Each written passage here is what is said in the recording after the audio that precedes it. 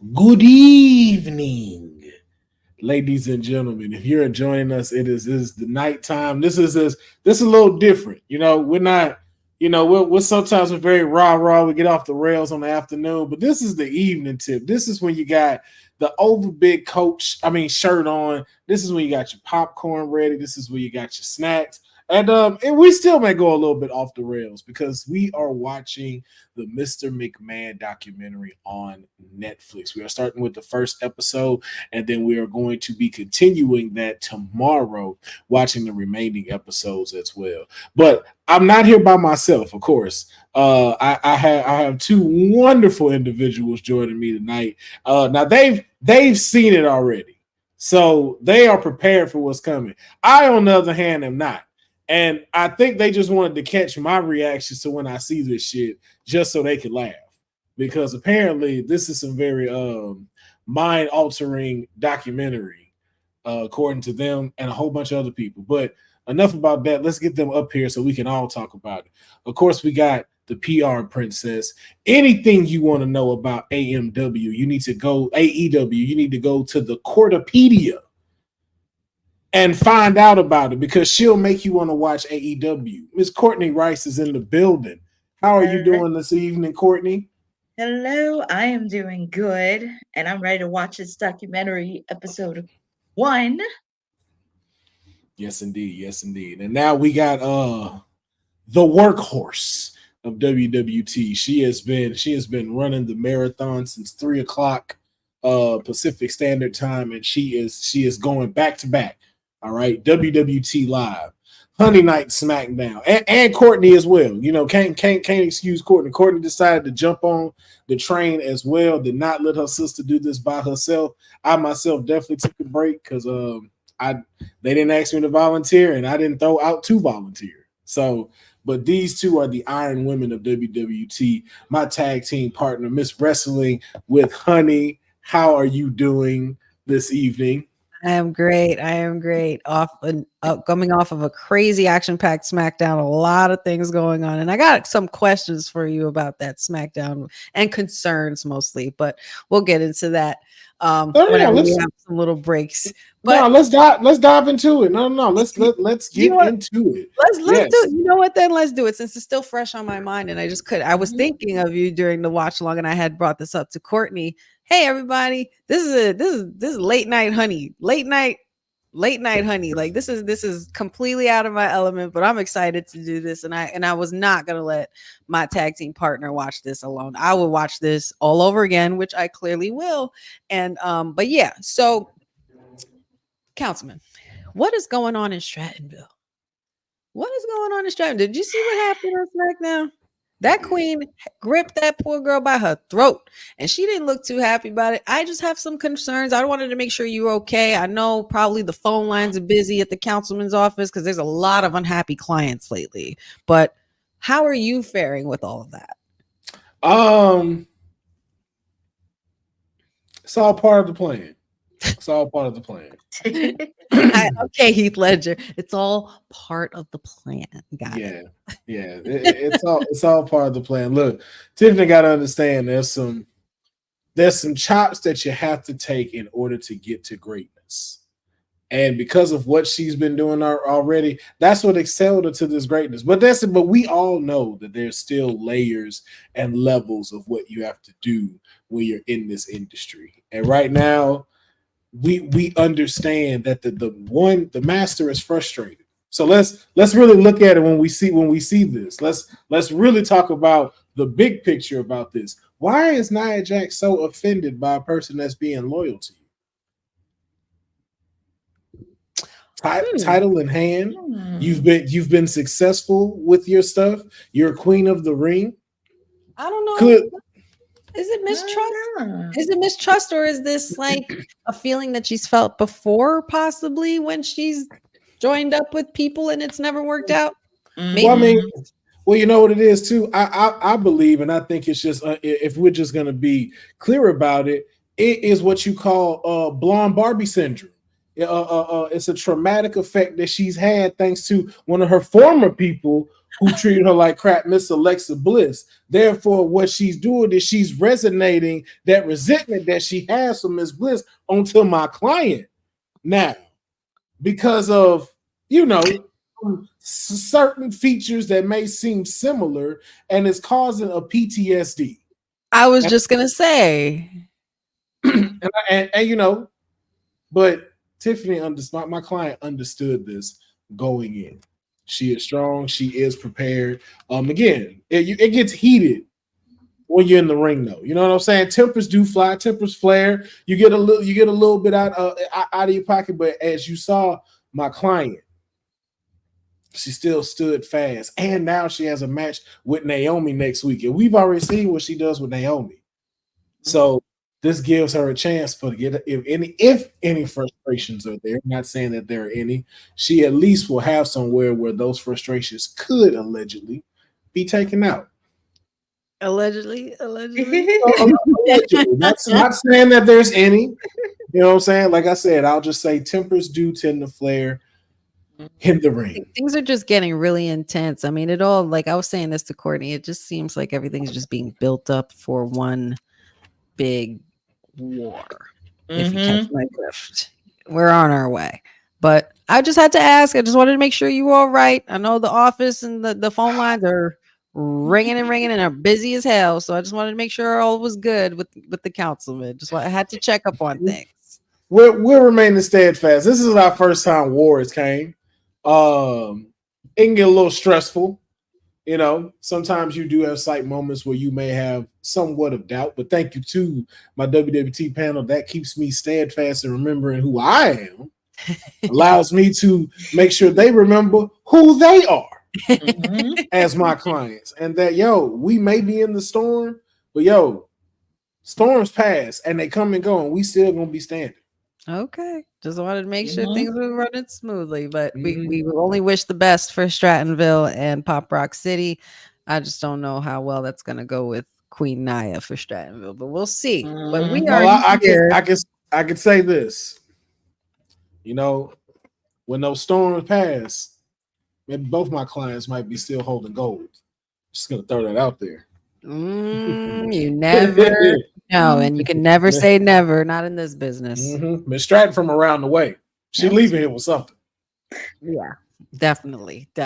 But nevertheless, we are here for our nightly watch along of the Netflix docuseries that just dropped, Mr. McMahon.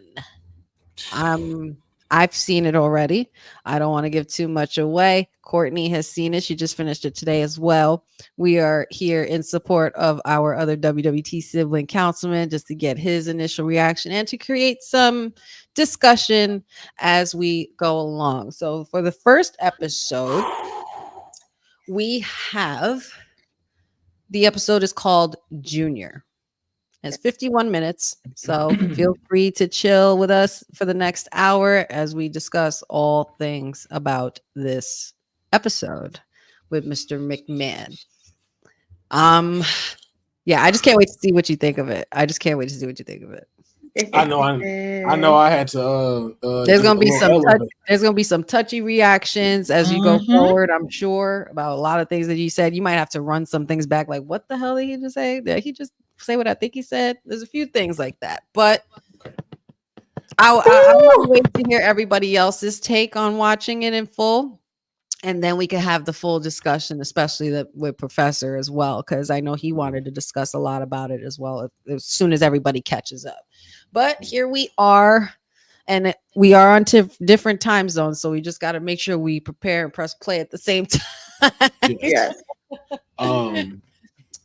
I will not lie. I'm a little bit in orbit right now. If anyone else would like to do the countdown, that would be wonderful. I can do a quick 5-second countdown. Here we go. So let's do it. 5, 4, 3, 2, and 1. And now it has to load. Oh wow! Word. No, it's not. No. Oh, I'm about to pause. Oh no, not that I had to download the app. No, not at all. Okay, I may be a little bit ahead because I just started. I was So I about gotta to film say it. this. Vince This is had to have walking been into the filmed ring long and sitting in ago. the chair right now for me. Yeah, I'm seeing Oh, Linda now, and then Yolanda, Shane, now Shane. Linda's there, Shane, Stephanie. So, Bob Costas, Stephanie, Triple H, everybody and their Hunter. mama was in this. Everybody Ooh, Brett. Ooh, Brett what? Hogan with the mirror and the hair, like Yo, this is like the whole Attitude Era. Trish, everybody, John and Cody. There's the Attitude Era, and then But there's Cody. Cody's basically Dusty because he grew up around all that. So you Oh, really Mhm. like wait. Dusty and your son. Yeah. Just wait. Speaking of Dusty, and that was one of the things that Professor didn't want to give away. Just wait.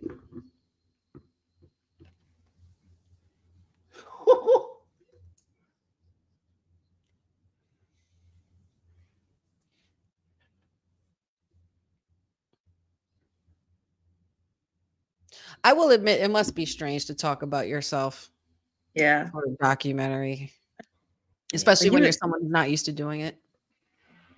You would think this would be easy for him, but not Right. really. Right. Shout outs to everybody in the chat as well. If you guys want to watch along with us, please let us know what you think of the episode or whatever things we touch upon. You know, feel free to chime in on some topics and things, even if you've seen it already. Try not to give too many spoilers for our councilman here.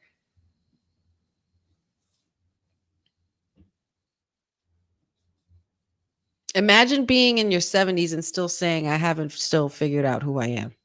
Imagine that. That's There's little things that I was listening to that he said that really concerned me. And we talked about it earlier too, like as far as, you know, what would have happened if Vince McMahon went to therapy or got the love from his father that he always wanted, you know. But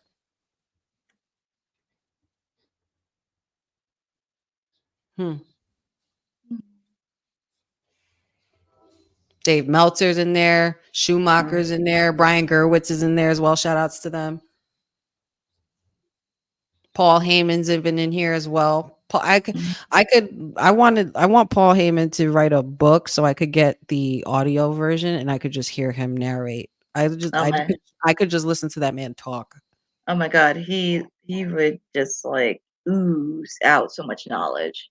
Mm-hmm. There goes Brett.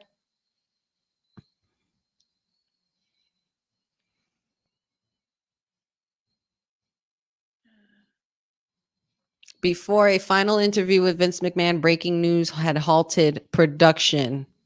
Mm-hmm.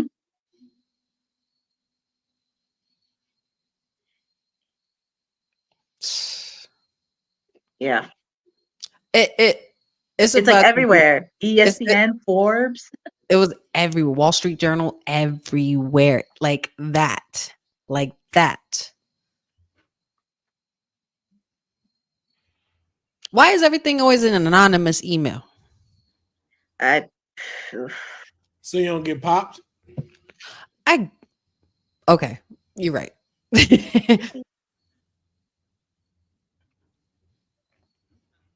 Yeah, so you might not know this, councilman, but they do reveal this later on in the series. But before the final interviews, this news came out, and he did not finish the interviews, which is probably what made me realize why. It's probably one of the reasons why he tried to repurchase the documentary rights, but failed. Yeah. The majority of the follow interviews, including when Vince McMahon was filming, found allegations were made public. Dang, but for that to happen when you spilling your guts, are you filming your own damn docuseries? That's just.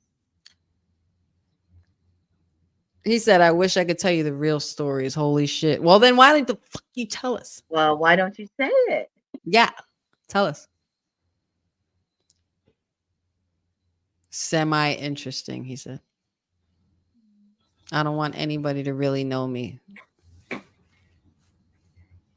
I'm glad I'm watching this again because it's confirming a lot of the things that Professor said earlier. Shout outs to the professor.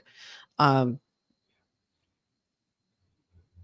it, like in that moment, you could see there's a lot of things that he doesn't want to look back on. If it's not about Mhm. WWE, he doesn't want to look back on anything personal. You could tell that really Yeah. shit happened to this man. And they talk Yeah. about it. Yep. Not detailed, but they talk about some things.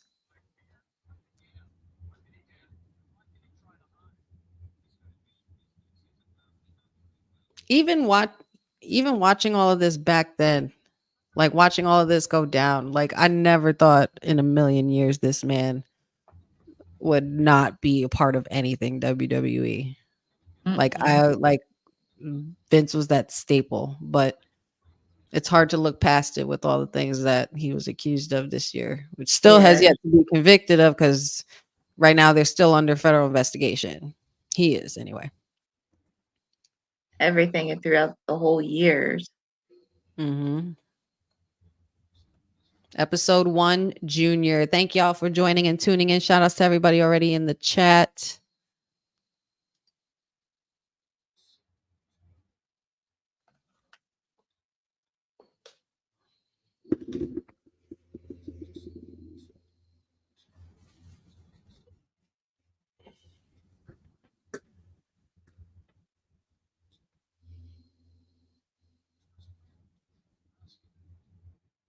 She's got a good point there. Yep. Why he ain't got a real shirt on, man? Why you? All right, so, You know what? Tony. You know, nah. Yo, come on. It's the cutoff in time for me. I'm like, what happened to the sleeves, Tony? What happened to the sleeves? I love that old man though. I'm like, wait, right, it's you, oh my God. Wait, really quick pause. Okay. Pausing. I just paused on Brett getting suplexed. Really quick pause. Cool story about Tony Atlas. I met Tony Atlas. I was with my family away on vacation in the Poconos. This was years ago. I was still pretty little. This was when R-Truth was K-Quick. Put it that way. If y'all remember, if you know, you know. Oh man, yes. Quick, rowdy, road dog. Yeah. And at the hotel where we were staying at the lobby or the big hall that they had, they were having a meet and greet and a signing, and it was free. K Quick, aka R-Truth, was there. Tony Atlas and Honky Tonk Man. And Tony Atlas, I spoke to him and he was like, "Hey, little girl, what do you want to be when you grow up?" And I was like, for those who do know me, I used to be a former dance teacher. I was very big into dance, modeling, all kinds of things like that. And I told him, I was like, I want to be a dancer. I want to be a dance teacher, a choreographer, this. And he's like, you know what? I could see you doing something in news or media. And here we are. Accidentally, happy accidents. Every time I see him, I always think of that story. And I'm just like, he put the bug in my ear when I didn't even know it. It's crazy. Mm-hmm. But just fun little fact there.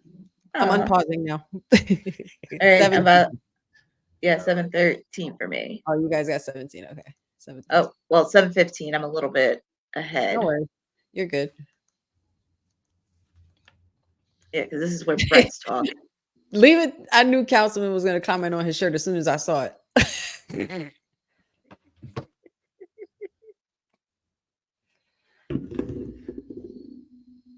It's crazy because you see some of this footage.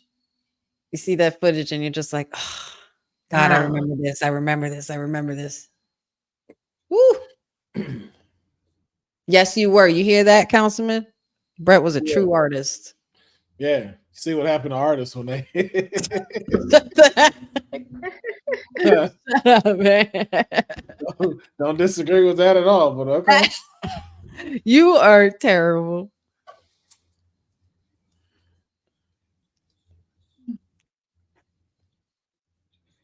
Yes. Pro wrestling has always been a soap opera. That's exactly what my dad used to call it. He used to call it the male soap opera. But I was like, yeah, I watch it too. They're like, no. How far we've come, man. How far we've come from the times. Yeah. And it's always interesting how people say it's not real. And I was like, well, ask some of the wrestlers who've been injured for many, many years, who've had countless surgeries, countless heads to the trauma. Yes.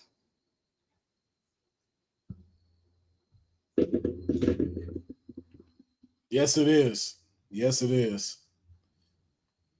1985.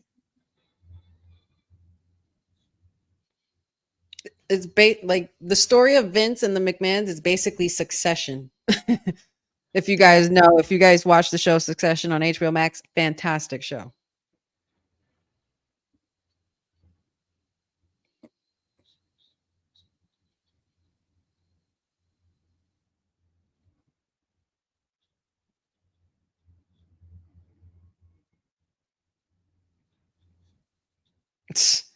The Wow. premier source.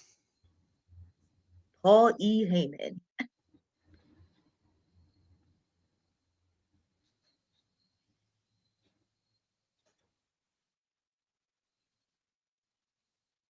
Yep, because you snuck in and was like, I'm a photographer.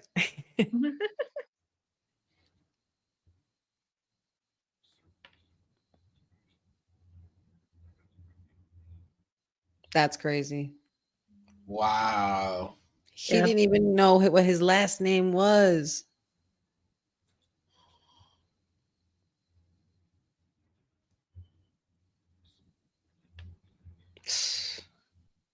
Yeah.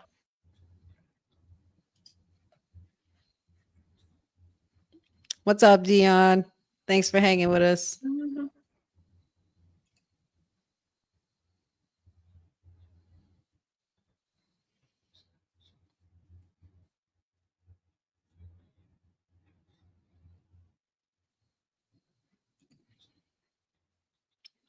IB Walker, thank you for joining us. This is on Netflix and it is currently number 3 in the top 5 list. Mhm.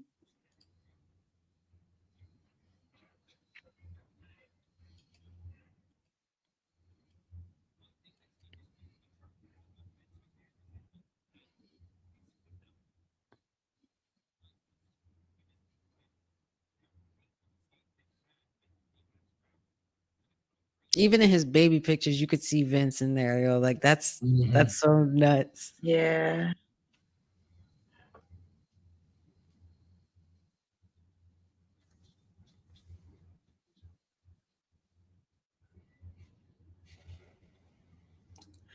I want a series or a movie like around these times. Like when wrestle, like I would love to see like a movie. You know, like how they're doing Fight Night on Peacock right now. Mm-hmm. Mhm. I would love to do one where something like that, the night Tony Atlas and Rocky Johnson won the tag belts. Oh Like just wow. this story around that time and something going on while that happened. Yeah.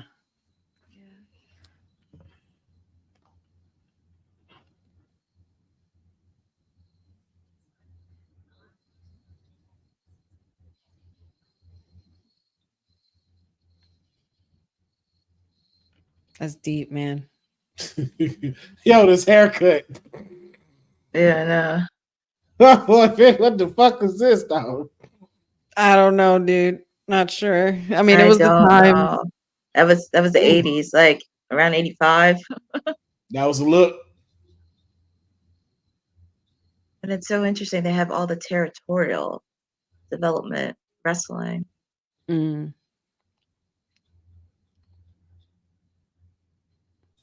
not for nothing. No offense to anybody, but Vince McMahon Sr. looked like a real piece of work, dog. Yeah. Nah, he looked like that's not somebody you wanted to stay with at the That's time. yeah, that's not some Yeah. nah. You're definitely not getting a pat on the back from that guy.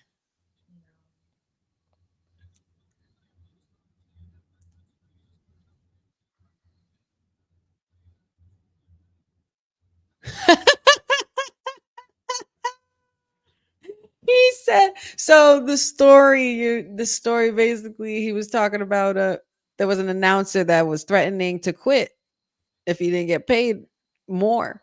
And Vince was like, "What are you gonna do?" He said, "Well, you do it. You go announce.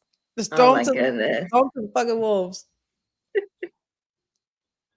Thank you guys so much for tuning in. If you are tuning in, this is the Netflix watch along for Mr. McMahon on Women's Wrestling Talk. Got the councilman Oh, and Courtney in the house, as well as your sweetest Oos Wrestling with Honey. Thanks so much for tuning in, guys. oh. Feel free to chime in. Damn, Bruno was big as fuck. Yeah, Who? Bruno San Martino. Oh, Bruno. Yeah, hell yeah. Bruno was that dude. Like, I, hello. There's a reason why I he was see why champ he was champ. Yeah, that long. for Damn. fucking 7 years, basically. This is like he damn near looked like the Giants' brother, just not as big. And Larry Zbyszko was no slouch either. He had a crazy build too. No.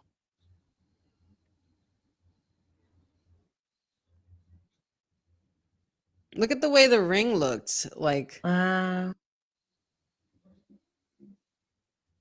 and the ref clothes. And the chairs. And the announcers, look at their outfits. Yeah. And look, there was no fence or gate or barricade. There was none of that. Oh. It was just like a tape or rope. Look at all them old people. Yo, I ain't gonna lie. Vince Dan looked like he used to slap women. I'm just throwing it out there. Like no thought behind it. Just and then had a drink. Like this is not a dude who you'd want to grow up with. Look at this. He wasn't even going to sell it to Vince when he was ready to give up the business. He was going to sell it to Gorilla Monsoon. Wow. I saw this. I was like, whoa, wait a minute. I don't think I've ever seen, like, I've known Gorilla Monsoon was a wrestler, but I did not see footage of him. And I've never seen him with footage of Muhammad Ali before. Like me personally. That's big. No, I knew about the payment thing. I knew about buying it. But I've never seen him in action. I've always seen him as like an announcer or commentator with the glasses on. Mm-hmm.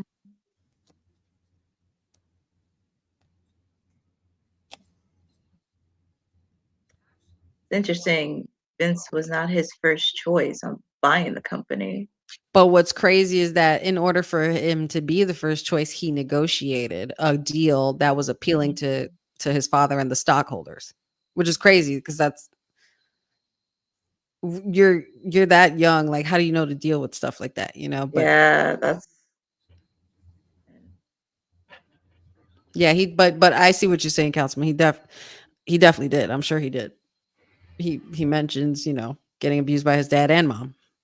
Yeah. So.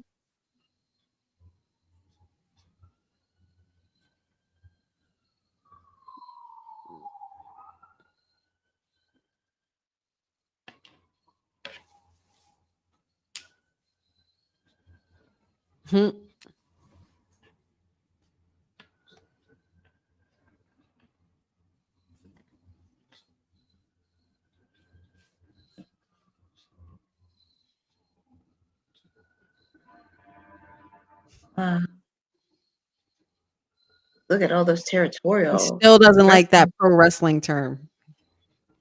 Sports entertainment.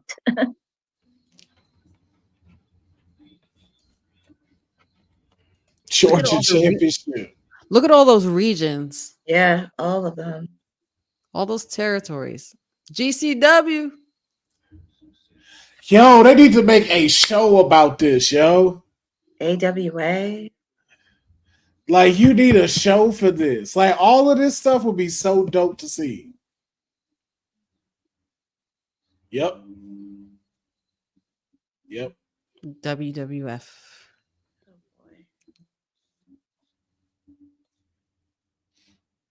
It was like beef on the block or like gang stuff. Like it's the mob. It's the mob, yeah. Yeah, mob. Yeah. Like, don't go on my block. I won't like, roll don't do it. Like the Texas Mafia would like to speak to y'all. Right. Yeah. We heard what y'all did in Dallas.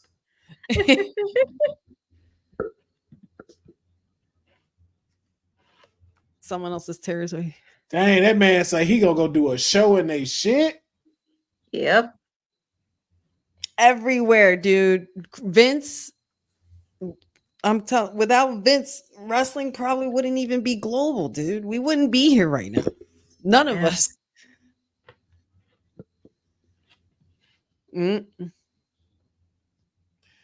Tay, yo, hold on. Pause that. Pause this. Please pause this. Pausing. Please pause this. I'm at 18.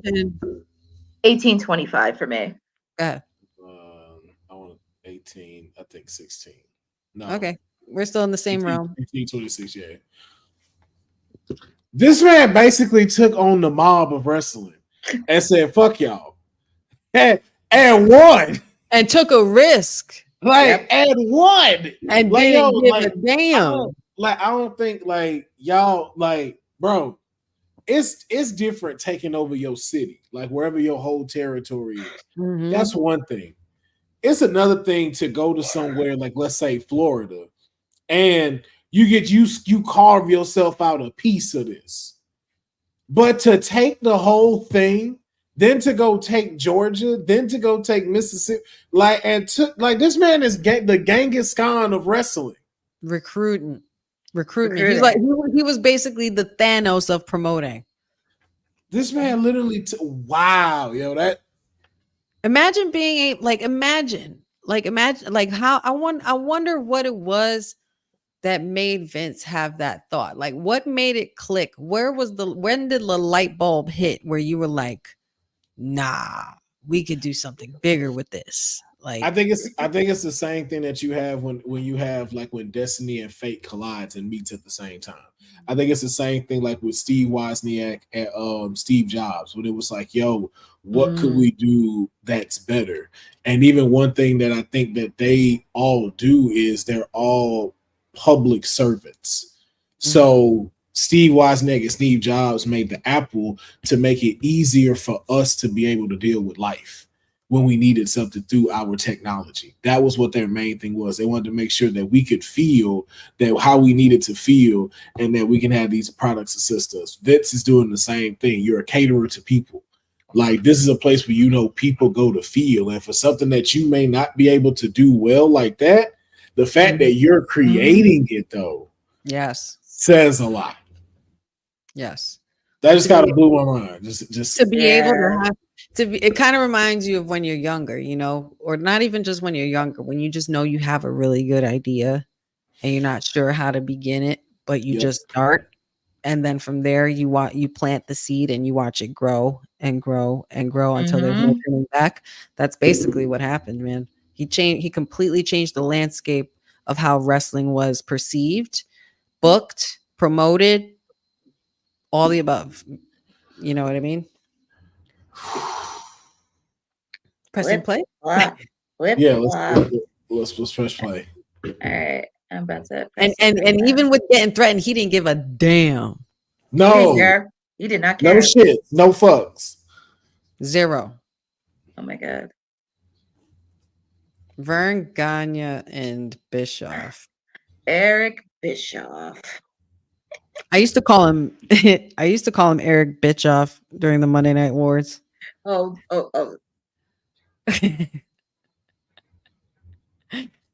He was such a shit, but I loved him. I respect him. Like Steamboat, man. Ricky the Dragon Look at Steamboat. the difference, though. Do you see how they went from the Steamboat, the earlier Steamboat with Vern Gagne to Mean Gene? Look at the polishing, completely different. Yeah. Jesse the Body Ventura. This man is wild. Stampede. Andre the Giant. Look at Brett. Dang.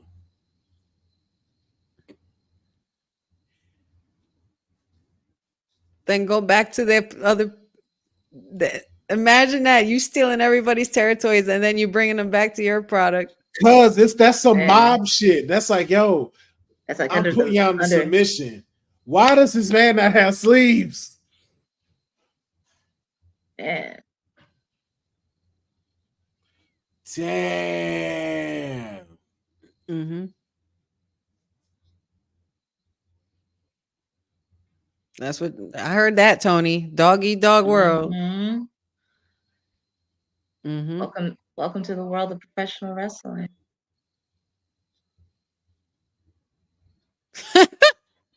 Savage. Tough. Damn. We need that to be a clip, Dylan. We need that. If you see this, Dylan, we need that. Tough. Just that part. Yeah. Tough.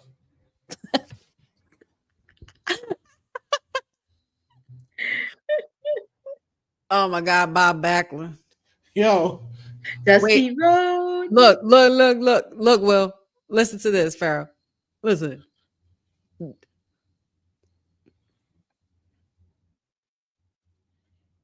Look at Cody.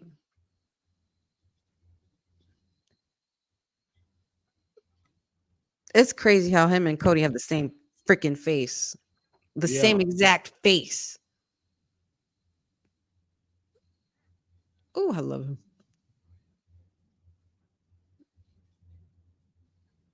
How can you not love Dusty Rhodes?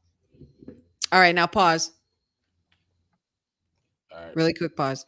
I'm at This is the moment that Professor was talking about. He was trying to find somebody to be his main star. And Hogan wasn't his first choice. Can you imagine, Councilman, how things would look now if Dusty was the Hogan instead of Hogan? Man, Jackie would have had a way bigger career than what she had now. I'll tell you that. Wait, who? Jackie. Jackie from WWE Oh my God. would have had a. I'm just oh, saying, like, if I'm just really being honest, like, I think you would have had a rush of melanin run through WWE with him there, like from people that look like myself, Latino community, everything, even like And the Dusty was big Samoans. on that. He was big oh, on Yeah, he unity. was and huge. it's just like it's happening now, but it was just like no, Randy Orton would be like that's the thing too. Like I don't like Randy Orton would still be here because it is because like Dusty still cared about legacy. It's Yes, just things would have looked a little bit different, it you absolutely know. would Like Cody would have been in Randy Orton's place for legacy. Like have. Cody And would have been in Evolution. Yeah, exactly what we were Cody. saying. Cody would have been Intercontinental Champion. He would have Yeah. been the World Heavyweight Champion. Cody would have no story to finish. Mm-mm. We would have gotten The Rock versus Roman Reigns. But just too, and it was like I know we're gonna have to talk about that in a bigger setting, but like I want you to think of all the mainstream matches Hogan had and imagine if that was Dusty or who would be there instead. Like we said, like if Dusty Rhodes had connected with Macho Man and you got Soul Power, That Yeah, like a that like think about imagine, all the things. but even that no WCW because Dusty Dusty never leaves. oh yeah, WCW. and Dusty. Dusty would have been one of the first inductees in the Hall of Fame. Would there have even been an NXT? Would there have been a All, Monday Night all would, Monday Night War? there wouldn't have been no war. None. And then imagine this: he pulls in Paul Heyman, so there's no ECW because he's Man, here that would have been because crazy. because of the respect he had for Dusty, and it's like, yo, well, why don't you come work for us? But also that balance of two, you still had Vince there, so. But would Dusty have been down with being the golden boy for Vince? He said he didn't believe in it. He said he didn't believe he was the one. I think he would have ran into the same thing he was running into with his father. And I think that's going to be the thing that would have happened. Like there's something you see that you wanted to go, but I don't know if you were ready for the path that it was going to bring you down. Because even look at like what the world is now as far as how he shaped WWE and look at what we're watching now. So just imagine having this pathway. Yeah. Would Vince have still been the same? Would we have had to have had the Montreal Screwjob and the McMahon character never be born? Right. Or even I'll take it even further. Cody would be in Roman's position. Well, Cody would be the tribal chief. Well, I don't know about a tribal chief. I don't know. There's only one. I know. That's just. I don't know about but then to that point, that's where now too maybe you start to get the split. So what if it's now? Let's say we have a SCW, which is Samoa Championship Wrestling. Let's say that's the competition now. Oh. So now you got the Samoan promotion, and of course we've seen it, and then connects with Puerto Rico, and you already know that they're thriving because Dusty's gonna let them eat. Right. So imagine like you don't have no splits. Like this can be like Dusty would have been unifying glue to everything.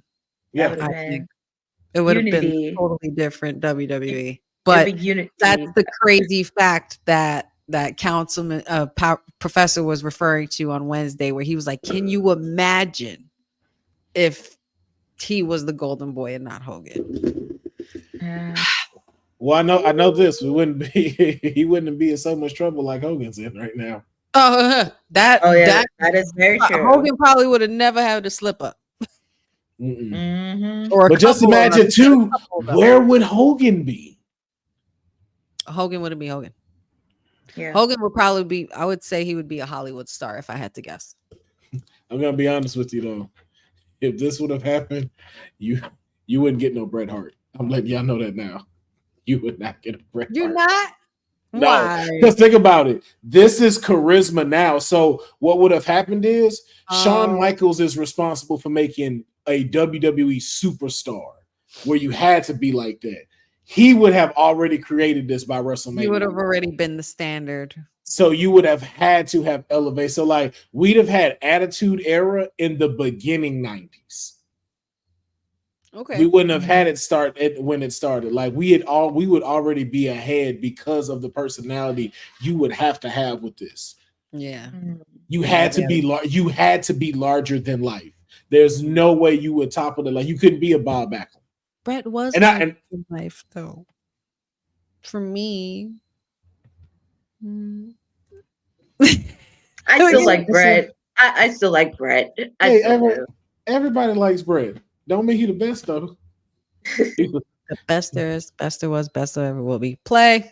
At being mid. Play. Oh boy. Ass.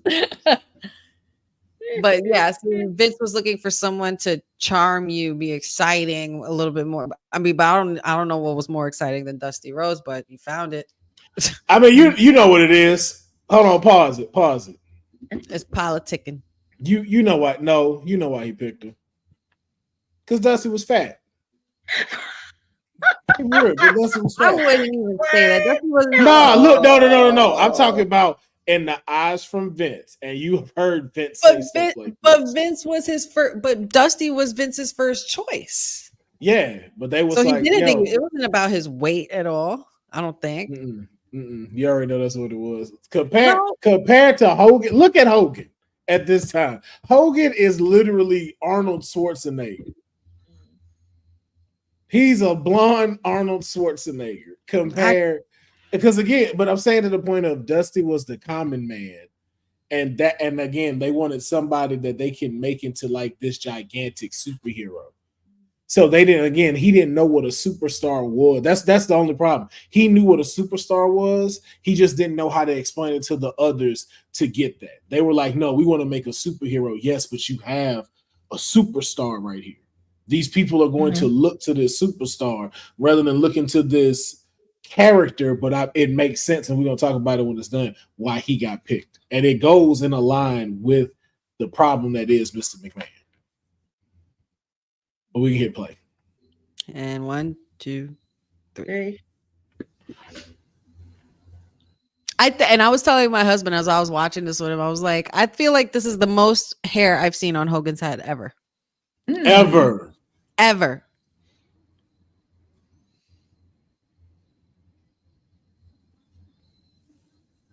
What was his name before he said Hulk Hogan? I forgot what he said. Terry Funk. No. It's Terry something. I do not listen. I don't give a damn how strong you think you are or how tough and big and bad you think you are. The last thing I want is that big motherfucker Andre the Giant screaming my name and trying to get me while blood is running down his face. Yeah. I'm leaving the building. I'm not coming back. Yeah. That's a big ass dude. Yeah. Andre was a big man. Yeah, Andre. That's a big dude. Biggest of all the big men. All right, I got a commercial. I'm on commercial. Okay.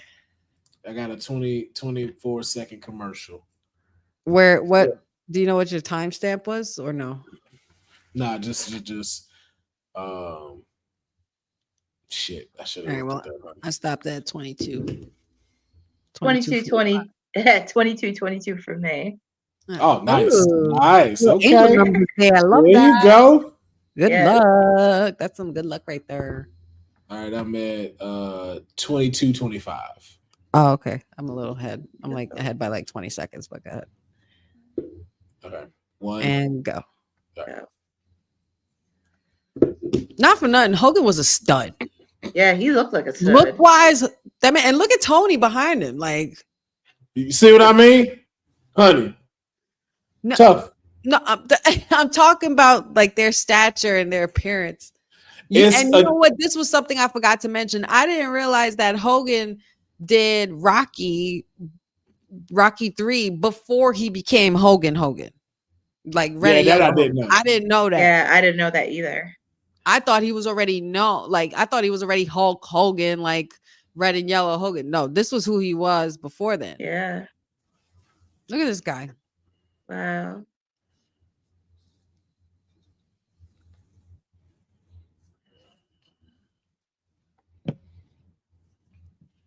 How quick can you get to Minnesota?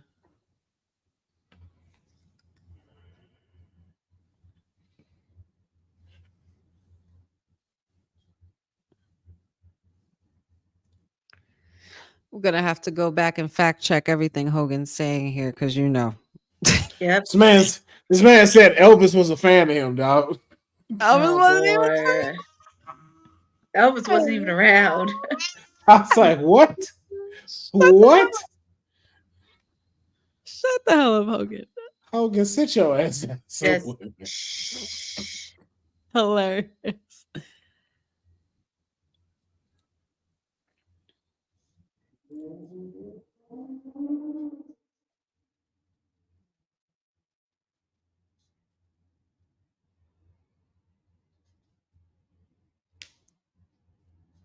It wasn't until he got to AWA that he started doing the ripping the shirt and going crazy. Like, it was just something about the guy. Like, Yeah. Just he was again. When It's his- a when his true music- character. when his music hit and shit, like the kids went nuts. Everybody went crazy. everybody. Because you gotta think about it, he wasn't real in a sense. Like this was something you saw in comic books. This was something you seen in movies. The 6'5", like mega. That's what I was saying. Like to Dusty, Dusty's a common man with Thunder a lot of lips. spirit. Thunder lips. But you send Hogan there, they like, dang, this dude is huge. Like this dude is really straight out of a comic book. No pun intended. Mm-hmm. Oh my God. And then the beef with the Iron Sheik. Oh yeah, the Iron Sheik. You know, at first, when I first watched this, and my husband was like, is this about Hogan or is this about McMahon? Right? It eventually leads all into it.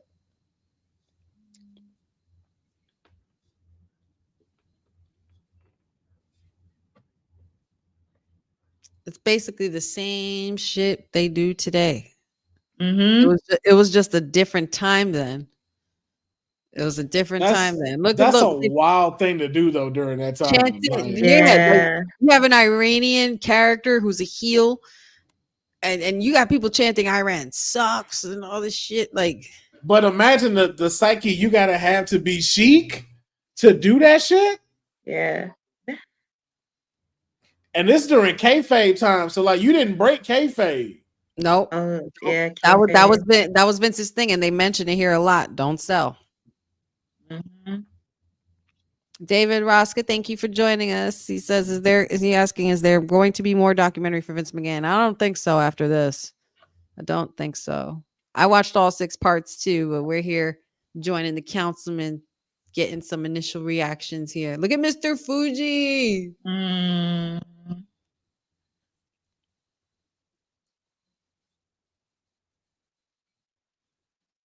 Right. Yeah. Well said, Tony Atlas. If you want to know what the world is like, you watch wrestling. Nikolai Volkov.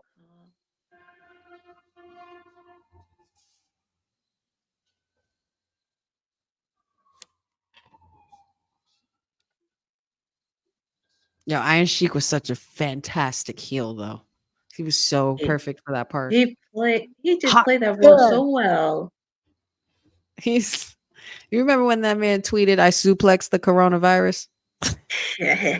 Rest in peace, Sheik. Mm-hmm.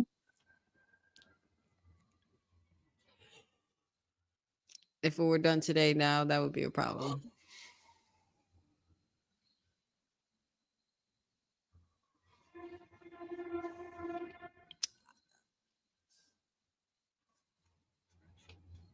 Mhm. And yep, had him face Bob Backlund. Mm-hmm.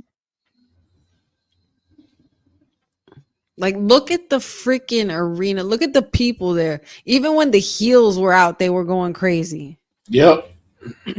Like they made it damn well. They might as well have tried to have dove in the ring and beat the shit out of him. I know.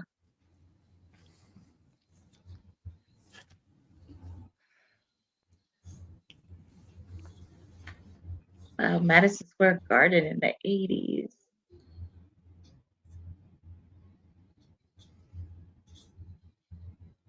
Oh, and Howard Finkel doing announcing.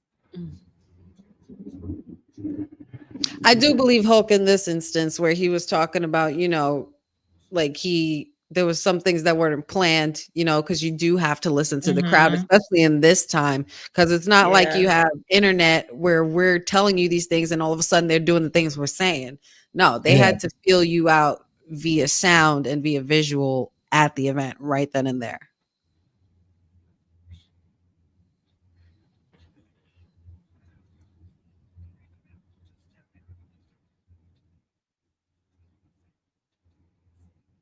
The champagne. Wow. Yeah. I just love seeing all the old stuff. It makes you smile, but then It's you just, like really think about what this documentary is about, and you're like, yeah. It's just like looking back at some of those photos, it gives you a warm feeling, and then it comes back and bites you yeah. on what the actual thing is about. It's like, okay. And to think some of us weren't even born yet. Oh, yeah. Nope. No.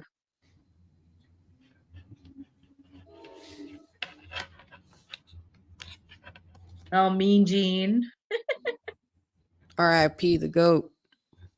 That's what I meant to tell y'all on Raw. Like now listening to Joe Tessitore, for some reason, he sounds like Mean Gene if he was a commentator instead of an announcer. I can see There's that. some elements of his voice that he sounds like Mean Gene. It's very old school, and I like it. So I've given him a chance ever since that first episode. That this episode, this past week, definitely capped it off because of Jey Uso's win. Mm. Oh,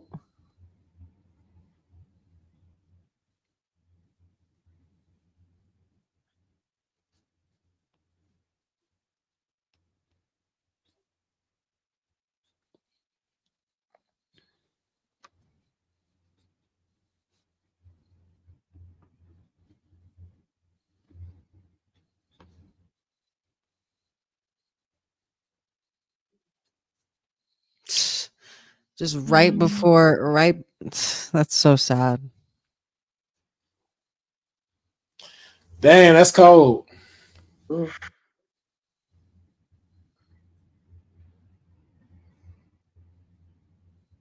The day before he died, he told him he loved him. Look at his face, like when he talks about this.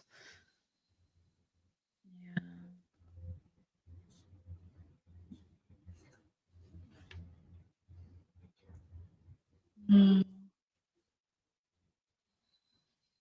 Mm. I love Tony Atlas. Yo, Tony Atlas was telling it like it is this whole fucking documentary, dog. I don't think he liked the motherfucker, if I'm just being honest. He's like, I'm just Yeah, I know. saying, dog. I mean, you could tell by the body language in the face. Like,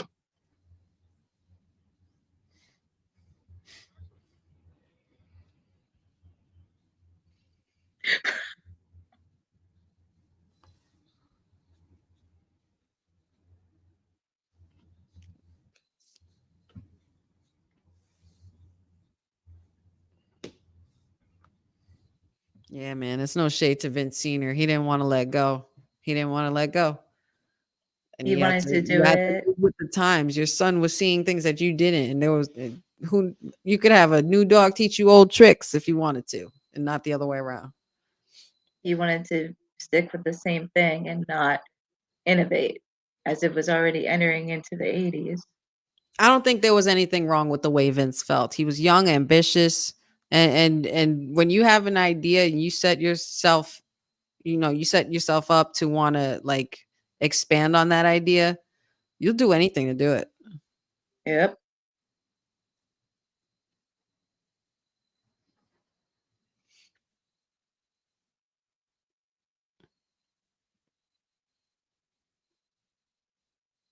Mm-hmm.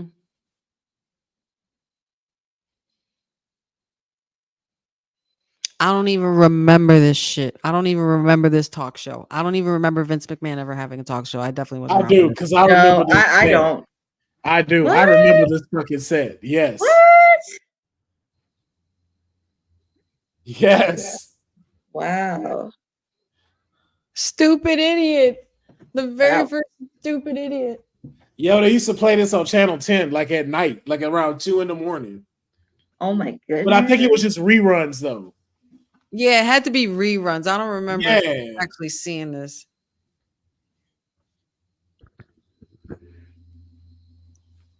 He was just a creative dude. Mm-hmm. He just wanted to tell stories. Look at him.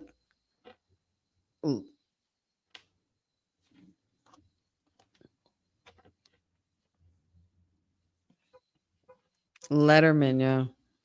Mm.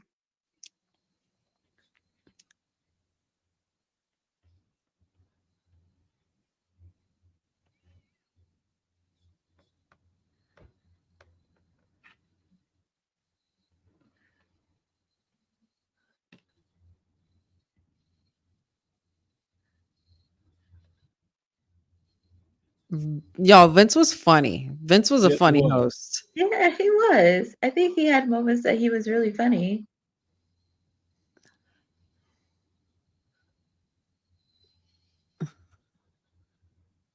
He was a charmer. It might be the hair. Well, this hair looks a lot better than what it did before. Damn, yo, look at Linda. Shit. And there we go. Now we're going into our generation's MTV. I miss MTV that. I Generate. miss that MTV. Cyndi Lauper. And who was her daddy in her music video? Captain Lou Albano. Oh yeah, and that was when the real crossover happened. Mhm. She's the reason why you have celebrities like Megan Thee Stallion, Cardi B. What you got, crossover marketing with celebrities. It all started with Cindy. She was just at the VMA Awards too. Mm-hmm. Icon. Straight up.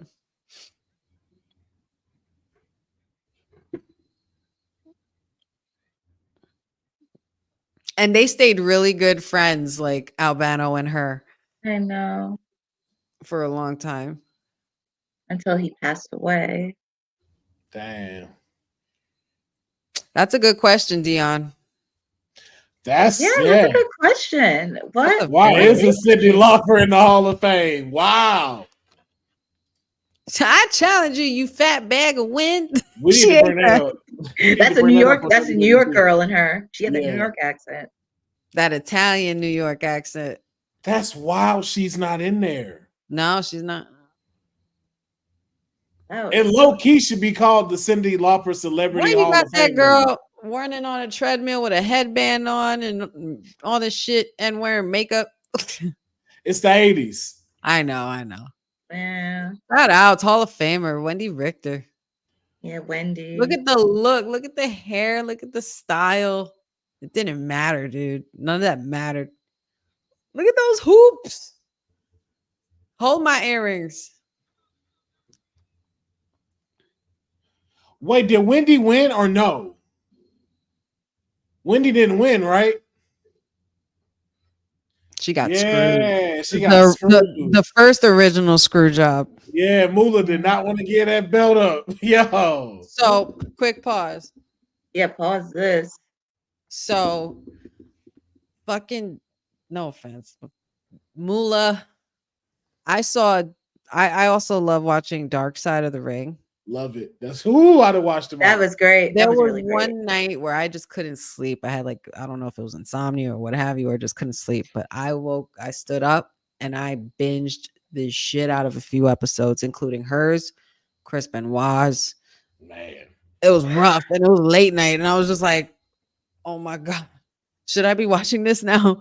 But No. knowing what I know, I mean, who knows if it's true or not, because we're not behind those doors. But knowing what I learned on Dark Side of the Ring about Moolah, I don't really look at her much the same. Like, and seeing like what she No. did to Wendy, like, girl, that was really fucked up. That was really fucked up. But It that's was what bad. that was a prime example of, like, you know where the industry's going and you could have a dope part to play in this. Like, as much as I be clowning on Bret Hart, we wouldn't have Vince McMahon if it wasn't for you acting the way you acted. You wouldn't have the character Mr. McMahon without Bret. And you wouldn't have moved into the attitude era. But that's why it's also too, it's like you can relish in that, but also too, there's a caveat to it because you refuse to change with the times and hand it over. You refuse to do business. Yeah. And you thought you were bigger than the business. Mm-hmm. And it showed. It was like, yo, because Moolah knew this was it. You could get that belt back. This is a time for you. You hear this crowd. You can feel the energy around here. And Moolah just could not let it go. And that just shows how powerful that drug really is of fame. Mm-hmm. Like, you could have had the best moment because people would have respected you for it. You could have held up Whitney's hand and relished in that moment with her and Cyndi Lauper and had a moment in time. But you only thought about your fucking self. Only. Yep. And if those other things were true, those other things she was accused of doing, like the whole trafficking and using girls and, like, you know, promising them things and then it not happening and then whoring them off or whatever. Child, that's dirty. That's grimy. That's dirty. Yeah. And that's fucked up. But to us, even talking about Vince on that same part, it takes a monster to make a monster. Mm-hmm. And so again, not saying like she shouldn't be held accountable for what she did if she did it, but we also know what her upbringing was. Mm-hmm. And we know how it transformed her into this person she didn't even understand. Therefore, going back to what Professor said earlier today, hurt people hurt people. Mm-hmm. Yep. That's a deep saying, and it's the truth. It's so true. It is. Yeah. We're all trying to, as human beings, I don't want to, like, we're all trying to just do better for ourselves as human beings and be better than our yesterdays. And these people, some of them, most of them, did not even bother wanting to change to be better when they knew they were doing wrong. And when you have that kind of awareness, that makes you even more fucked up than usual, if you don't mind me saying, forgive the term. But I'm just saying, it just makes you a little bit more fucked up than usual because you know you're doing wrong and you know it's wrong. But you got like, why not just stop doing it? Why not just change and see it for the better? Well, because again, you don't have no one telling you that, and then you don't have no one to counteract the justifications as to why you're doing it. And what it is back then, because you know how they say how a lot of older people are saying this younger generation is sensitive. I don't think that's the case at all. I think that y'all lack empathy because y'all were taught back in the day to just sweep shit under the rug and act like it never happened and pretend and move on. But then you have that demon inside and you have those demons in your head and those sleepless nights or those drugs that you do that reawaken that shit. And you're just like, come on, man. Come on. You have to find some accountability for your actions. Yeah. And Moolah was one of them. Rest in peace, legend in the ring and all of that. But outside the ring, that's it. I'll take Mae Young before I take Moolah. I see why they don't call it the Moolah Women's Battle Royale no more. Yeah, well, that's true because around that time, that's when the Dark Side of the Ring episode aired. Yeah, nah, but they had so many people go to Twitter like, yo, y'all so wrong for calling it this after what she's done to women. And it was just like, yo, what they talk about? It's like, yo, y'all finna find out what this woman was really like. And then Dark Side of the Ring came out. We was just like, you just kind of like, yep. Which is why I thought it was so much better when they used the term for, I forgot. Oh my God, whose promotion was it? We just talked about it this week. With the Sherry Martel tournament, I'd prefer that. Oh, ROW, yeah. Yeah, there you go. Yeah, nah. When I saw that, they was like, yeah, they changed it instantly. They was like, yeah, we're not calling it that no more. And I was just like, yo, so if that's the case, that should tell you something. Right. That's why you got the Mae Young Classic, and it's like, yo, okay, that still got some legitimacy. But man, that women's battle royal, I don't think I don't even think they have that anymore, do they? The Mae Young Classic? No, the Mae Young Classic, but do they still do the battle royal for women? I don't. They only had the Royal Rumble. Not recently. No, I think it was just the men now. I think only the men get it. Yeah. Oh, like the Andre the Giant Battle Royal or whatever. Yeah. Yeah, I think they got rid of the women's version. Dang, that's not trying to say it's true, but I feel like Mae Young and her aligned themselves later on because Mae Young was that one bitch that she couldn't fuck with. Like, you're not pulling that shit on me. I know who you are. I see right through you. Mae Young will cut you. I will cut you. Do you understand this? I will cut you. Like man, like that lady has taken bumps like no other, even through a table, got 3D through a table in her 80s. Okay, she'll beat your ass. That lady, that's why she stuck around with her. She had to that's be why. Yeah. But yeah. Whew. All right, we ready? I have on my timestamp, just so you guys know, and shout outs to everybody joining in and hanging with us for the watch along. I see you on the viewers. I see you guys in the comments. Appreciate it so much. I have on my timestamp 14 minutes and 16 seconds left. 14 and 18. Yeah, 14. Okay, perfect. We're almost there, y'all. Almost there. Thanks for joining us so much in this late night WWT edition for the Mr. McMahon documentary watch along. Pulling in that triple, double, quadruple duty tonight. Oh, yeah. And it's just the siblings in the house. You know, the parents are asleep and we're staying up late and we're not supposed to be watching TV. We're supposed to be getting ready for school tomorrow, but we don't care. We staying. Nah. TK is at a Trick Williams signing right now outside waiting to get in. I know where she is. We know where TK is. T-Hawk, thank you for joining us. And you know, she knew she heard Trick Willie was gonna be up in San Francisco. She's like, I'm gonna go to San Francisco real quick. I'll be back. I'll be back today. Goodness. Councilman. I'm gonna fight all these urges, my brother. We'll fight these urges. Let's hit play. I love this. I kind of like I love this. I can't wait to do the next watch along. I really love this late night edition. But here we go and play on 3, 2, 1.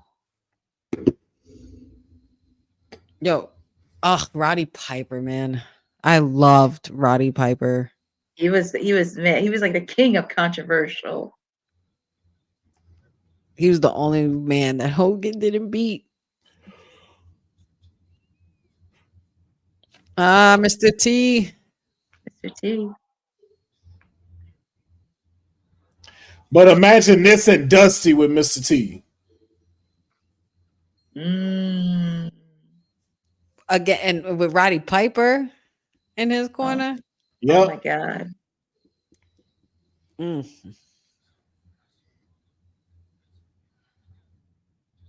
Is that Danny DeVito? Yes, that is. My God. Shout out Danny DeVito, man. Danny DeVito. Jersey Mike Subs. Yes. Andy Warhol?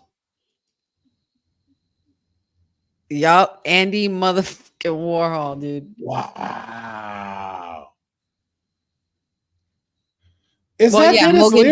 Hogan did get his win eventually over Piper in WCW, but in WWE terms, he never beat Roddy. Nope. Damn, Vince.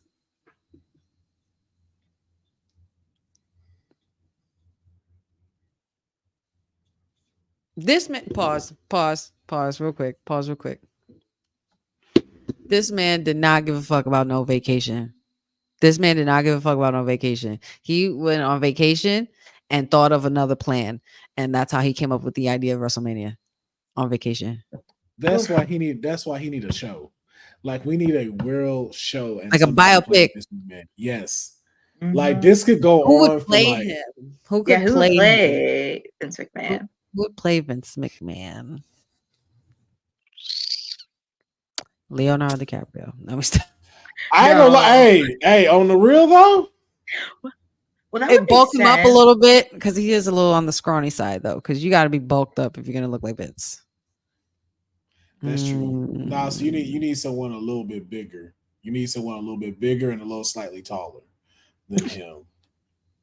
The only one I know that had the same hair and a similar build as Arnold Schwarzenegger, but the accent wouldn't have worked. No, I would say Henry Cavill, Superman. Okay. I like that. Superman can play Vince McMahon. I love Henry Cavill.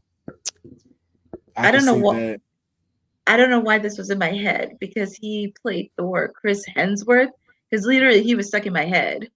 Well, what's funny was he was actually supposed to play Hogan. He was supposed to play Hogan, yes. He was supposed to play they Hogan, stopped production because of his what does he have? He has something. I forgot what he has.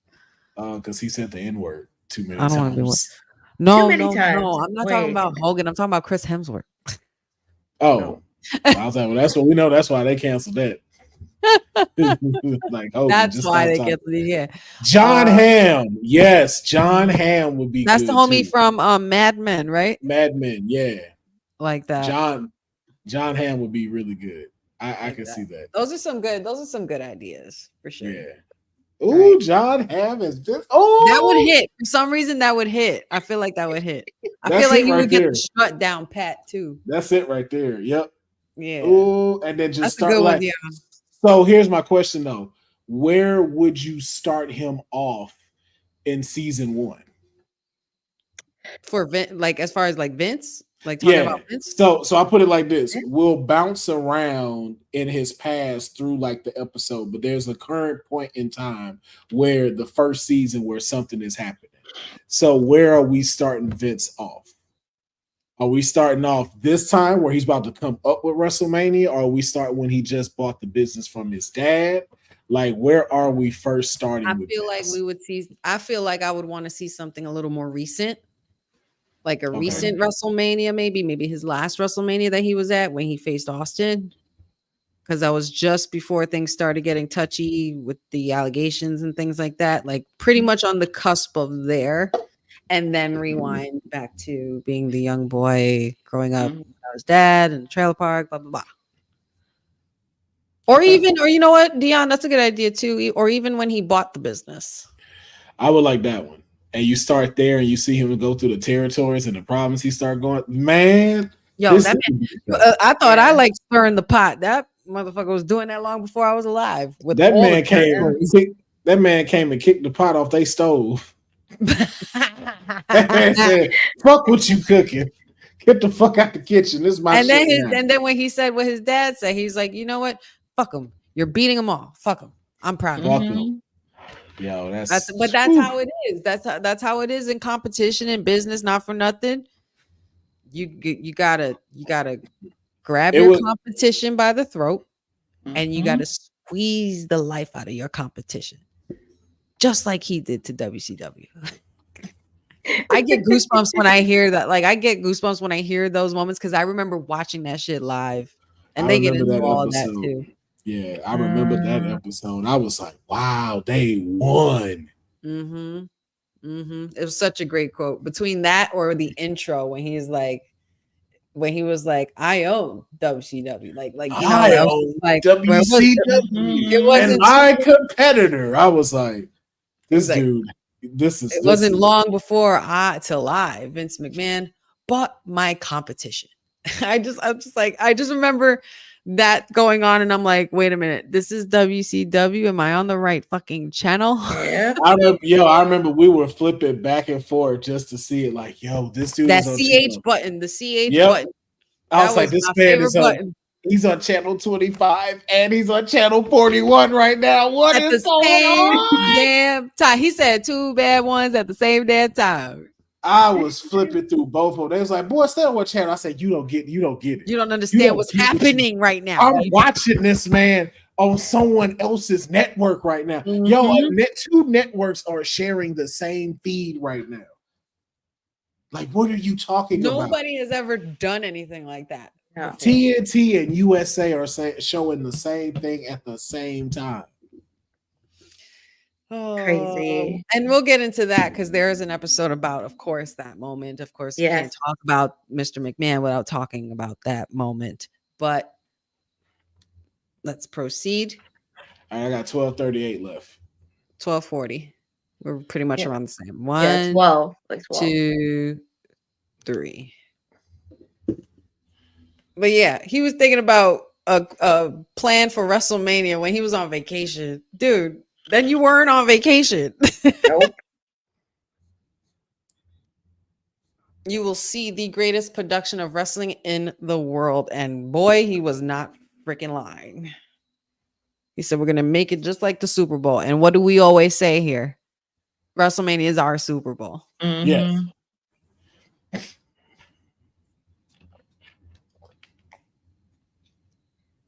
Oh my goodness. The first WrestleMania.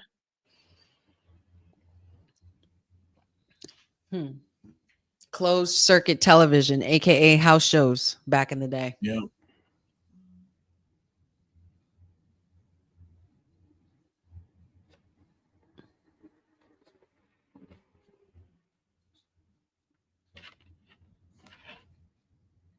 Just to go see a damn projector on a damn screen. Damn. Jesse, I don't know who told you to put that mask on, but you should have never done it. That should look so stupid. Saturday Night Live, like not for nothing, with as commercialized as Hogan was, Dusty would have been good doing stuff like this, but without, I don't know if it probably would have turned out as big as Hogan, but Nah. without these kinds of moments, you wouldn't have guys like The Rock at all. At all.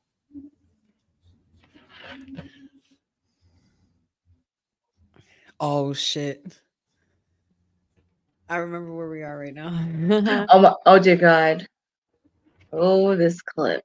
Like, look at the back in the day where it was easy to just walk around with a celebrity and nobody fucking mess with you. Like, or you didn't have to worry about anybody hurting you or trying to jump on you for an autograph.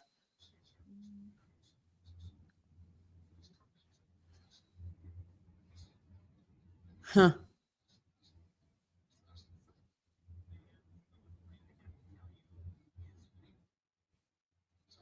You never use the F word. Don't know.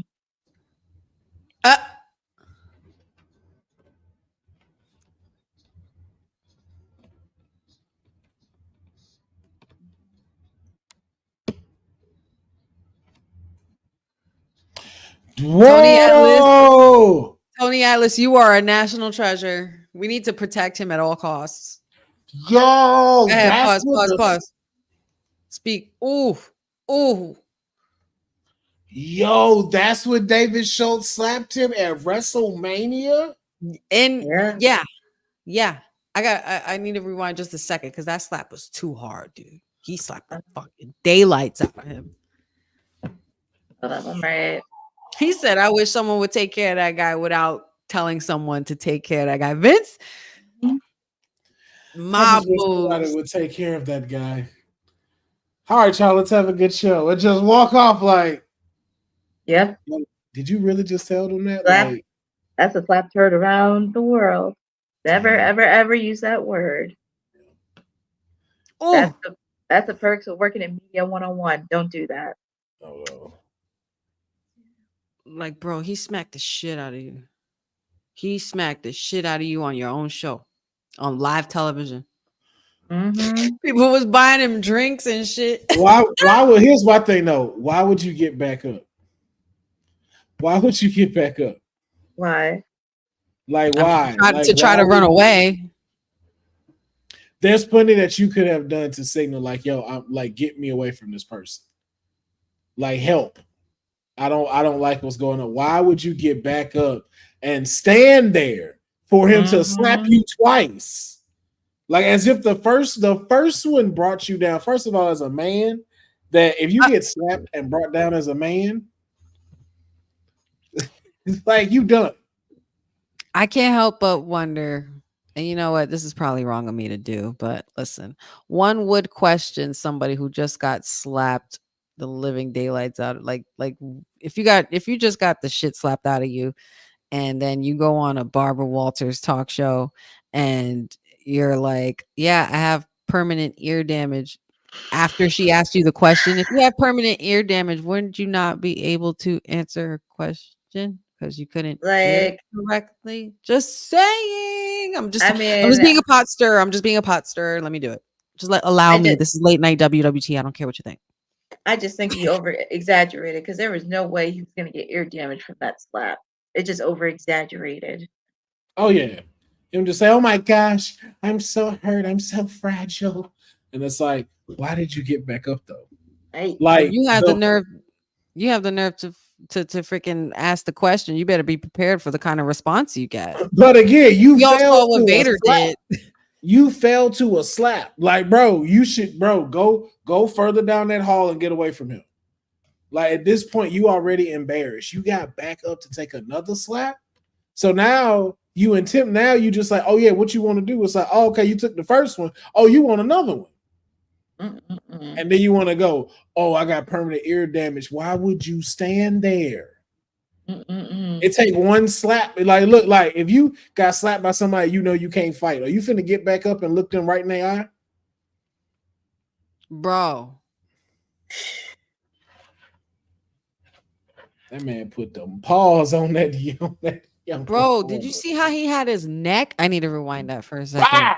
I need to rewind that slap. For what he did to Richard Belzer. Like, look at how he like had his fight. Oh wait, hold on. Like, yo, why would you get like you got up and you had time to walk away. You got up, held your face, and looked at him like, did you really just slap me? Like you really finna fight this dude.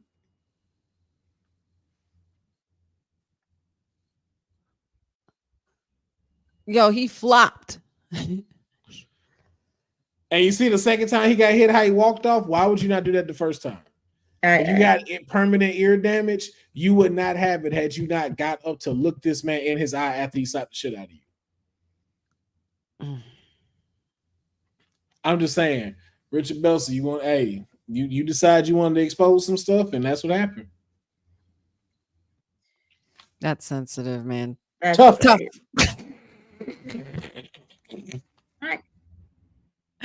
Shut up, Gautamanians, dude. I'm just gonna say this, and I'm not cynical about it. Some people do not. I can't. Oh. Yo, the fact that they mortgaged everything to make WrestleMania 1 happen, like they could have lost everything if it failed. Everything. That's why this gotta be a show. That's why this gotta be a show. And then that's how you move to season 2 of it. You get ready for WrestleMania. The very first. Right there on the boat, you'd be like, yo, I want to do something I've never done, WrestleMania. And that's the season finale of the first season. And the second season is getting ready for WrestleMania 1. Yeah. 1985 in Madison Square Garden. Oh, wait, are we playing? Are we playing? Hold on. Oh, pause. I paused. Well, we've been paused. Wait, where you at? Oh my God. I pressed play. Sorry. I'm at 940. Where Wait, are you at? where are you? 940 left. Now I'm at 9. I think I have like 9 as well. I'm on the other segment. Like 9, like 900? Mm-hmm. Yeah, 909. I got 901. Okay, hold on. We've been paused. Hell, like we've been paused. Wait a minute. I didn't know we was paused. My bad, man. My bad. I don't know. Maybe it's just me. Maybe it's just me or tonight, but my You bad. must be sleeping under a rock or something. My bad, y'all. My bad. All right, I'm at 9:02 talking about how does it feel physically. Yeah, I have permanent ear damage. My doctor says I have permanent ear damage on my ear, even though I just answered your question very easily. I'm All right, just saying, y'all. all right, Don't we kill ready to me. play? Nah, I Yep. agree with you. All right, going in 3, 2, 1.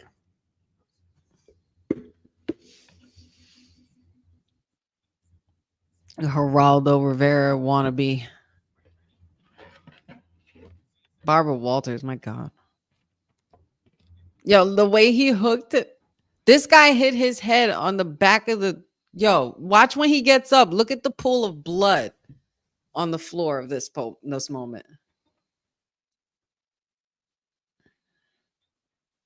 Yo, that Little dude dude. that's the dude from Law and Order. Oh, that is him, right? I knew Yes. that. The captain. Yep. And he's still in that motherfucker. Oh, wait, did he pass away? He didn't pass Yeah, away. I think so. Yeah, he did. No, he did. Look at this. Look at this shit. Look at this.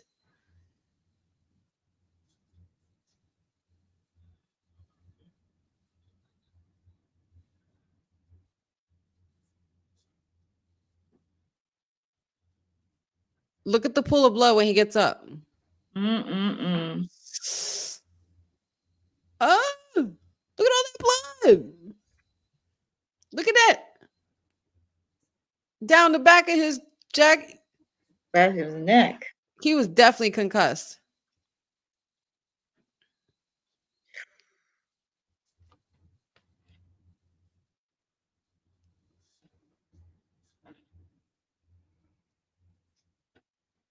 Oh my goodness. Mm. Damn. You could see the moment though, because he felt when he put him in it, he stiffened up and then he tried to Yeah. hold him, and then his hands just slowly, like he knocked him out. Yeah, no. Hogan knocked him out. He went to sleep for real. Those are 24-inch fucking pythons. And Dion said, but he asked to be put in the headlock. That's a different story. But he still sued. That's crazy, yo. And got away with it. Well, it's also too, if you think about it, I'm trusting in you to do this. Yes. So even to that point on Hulk should have checked that. Because not for nothing, and even Triple H has said this many times, the number one rule in professional wrestling is always take care of your opponent. Exactly. And he didn't do that. Him letting him go and dropping him, he shouldn't have done that. You should have checked to see if it's like, okay, I don't even think he probably knew. Like, yeah, but even too, it should have been like, okay, like holding him to check him, like, hey, you good? Mm-hmm. Like, let him look up at you before letting him go. If you notice that, then that means you know he's out. Yeah. Okay, now we're at WrestleMania. Look at Cowboy Bob.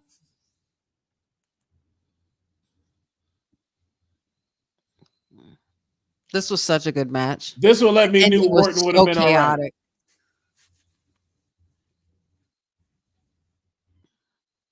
Yo, you know what I think about though? If this happened and it was Dusty, would Cody even ever be born?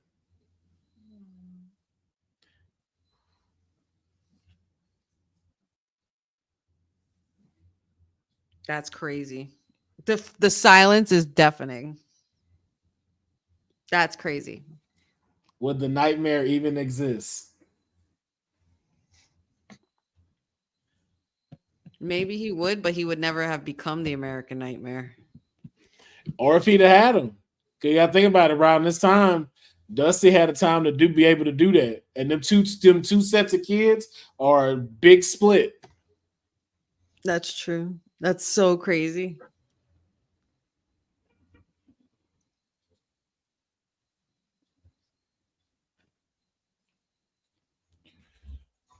And then after WrestleMania hit, everybody flocked to Vince. It was like, I want to do that. I want to be that. I want to be in this.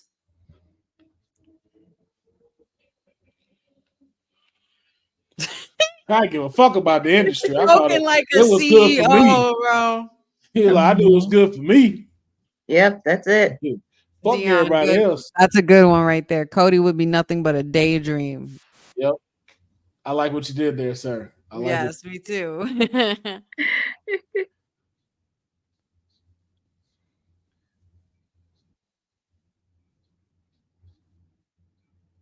Yeah. Switching it from people drinking and wanting to fight to kids being in the front row and selling merch. Mm-hmm. Big transition.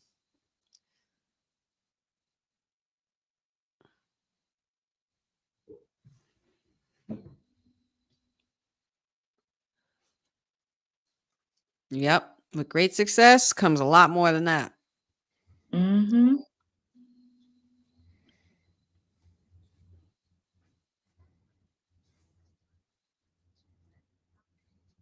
Bad publicity.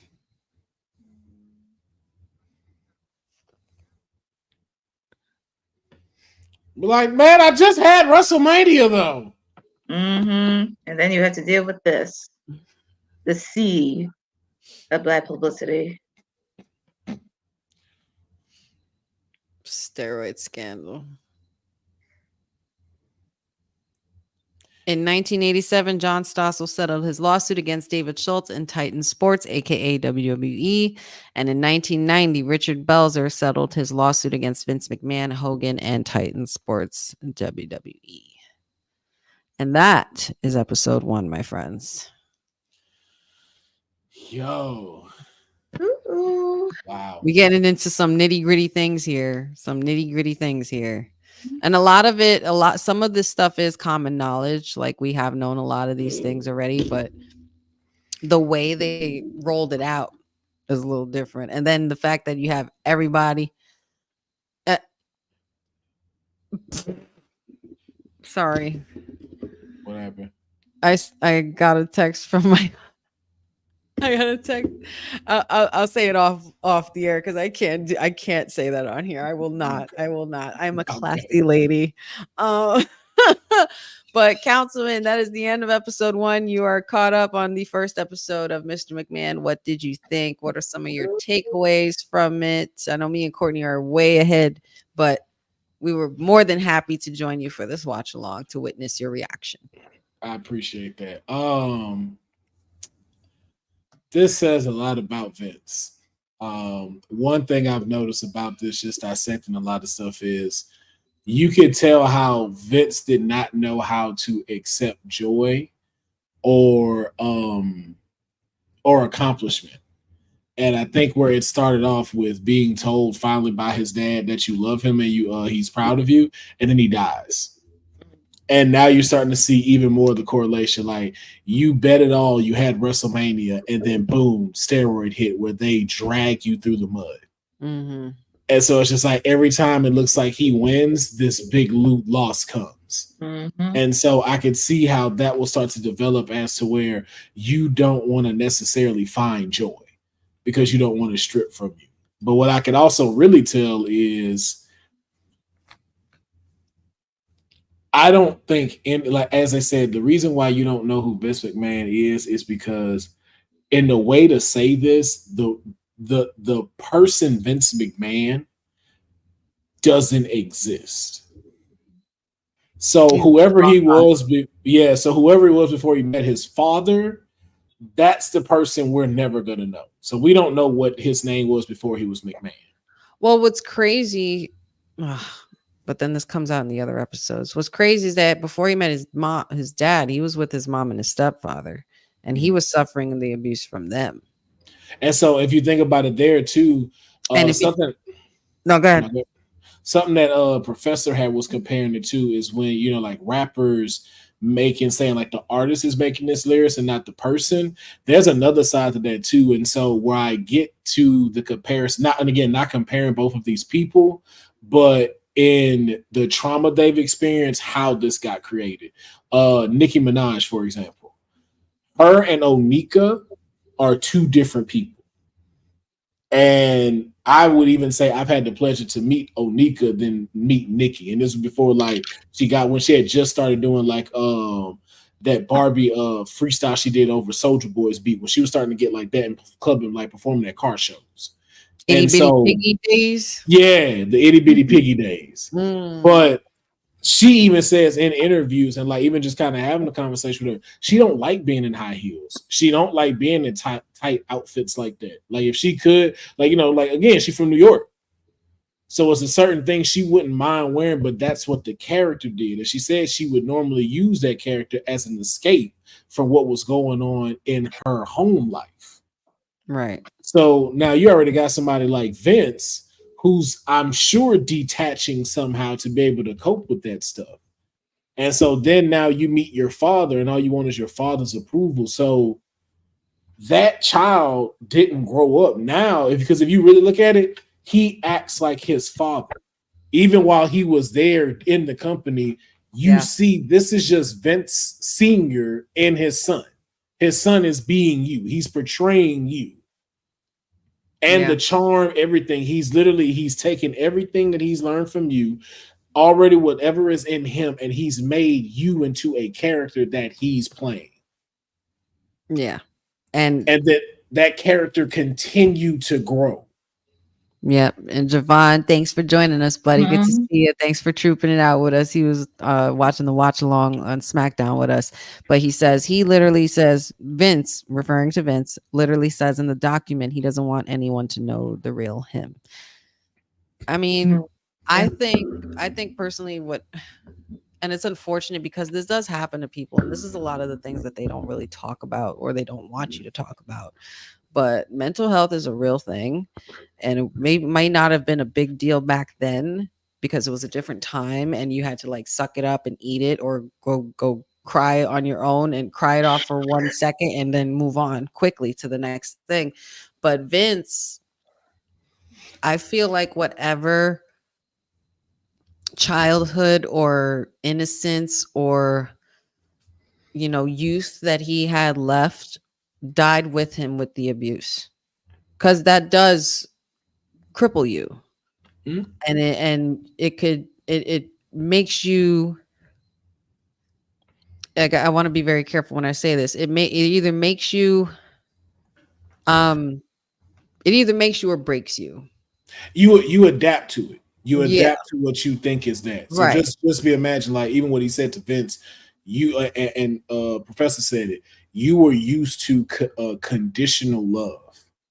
So you only know what you know. Right. And if that's the only way you've ever known how to receive love, anything else that come to you is going to be foreign to you. Right. And you're not going to know how to deal with it. When it gets to the Shane parts and stuff, I cried. I definitely got a little emotional. I got really emotional. And then too, even from like the mental health side, I think even too, I don't think anyone at that time, it wasn't just a thing of like, shut up and suck it up. It was one of the things, I don't think no one ever took the time to break down what it means to never break character. Like imagine having to be the Iron Sheik all the time. That would be exhausting. It would be tiring. And so now we look at someone like Ric Flair. Well, Ric Flair had to walk into that character and never wants to step out of it. The fear of going back out and being Richard Flair terrifies him because of everything that he went through in his upbringing. So it's like, why go back and I could just continue to play this character? But then we don't see the ramifications of when you have to interact with others, and it's like, yo, I'm not talking to Ric Flair, but that's who you married. No, I married Richard Flair, but they one and the same. And it's like, no, that's a character. And it's like, but that's me. And then you catch those pivotal moments where it's like, yo, you don't know the difference. You lost the line that kept you here and kept the character here. And now it's one thing.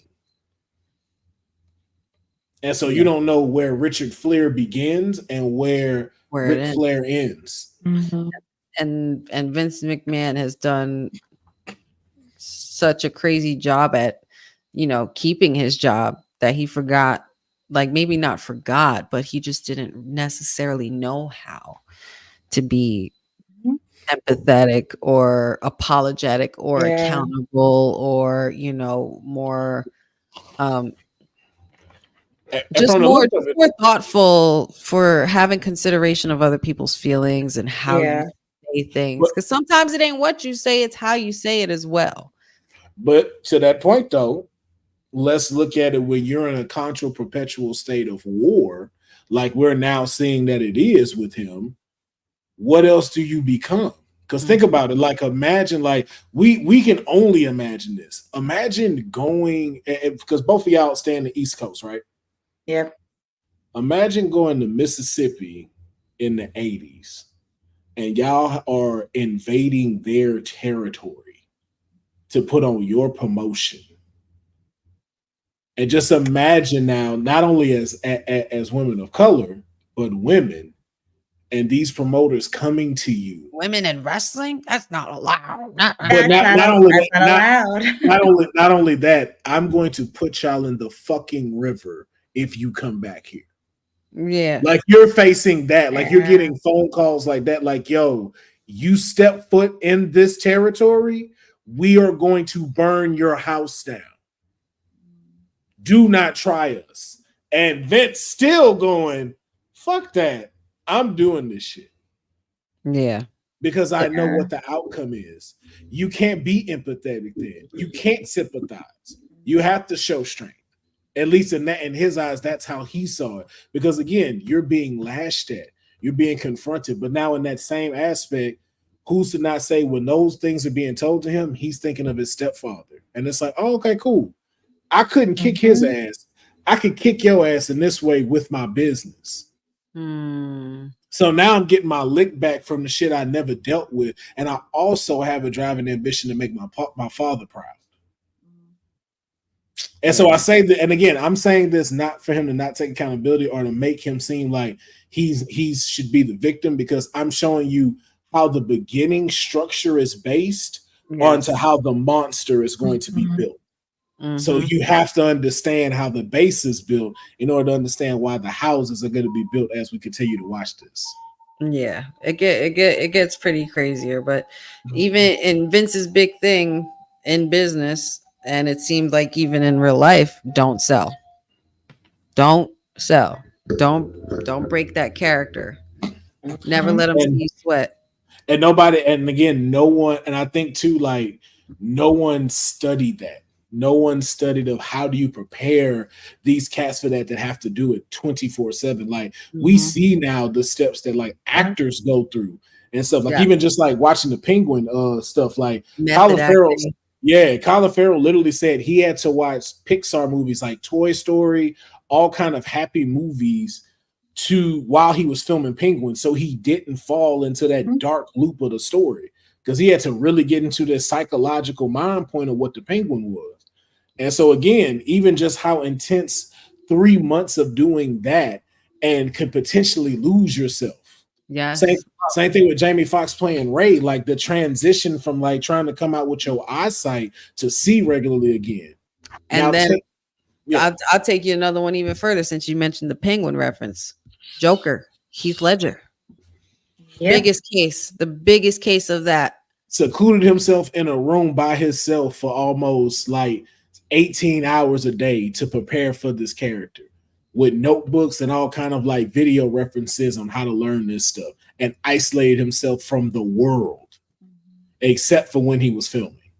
Now take that intensity lasts 3 to 8 months, and how long it takes them to kind of bounce back, go to therapy, try to make sure that they're okay. Even in the lower case of people learning how to change their dialect. Like you're in a British film like Bridgerton, and then you got to try to remember how to speak English.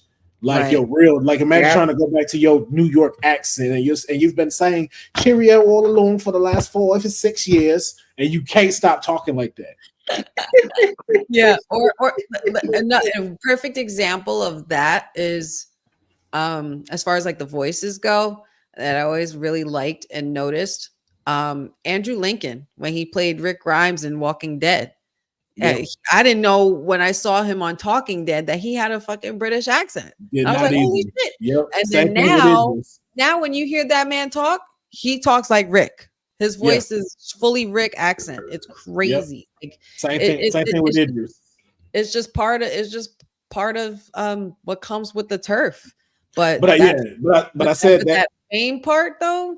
Mm-hmm. But I say that to say it takes them, that's 3 to 6 months.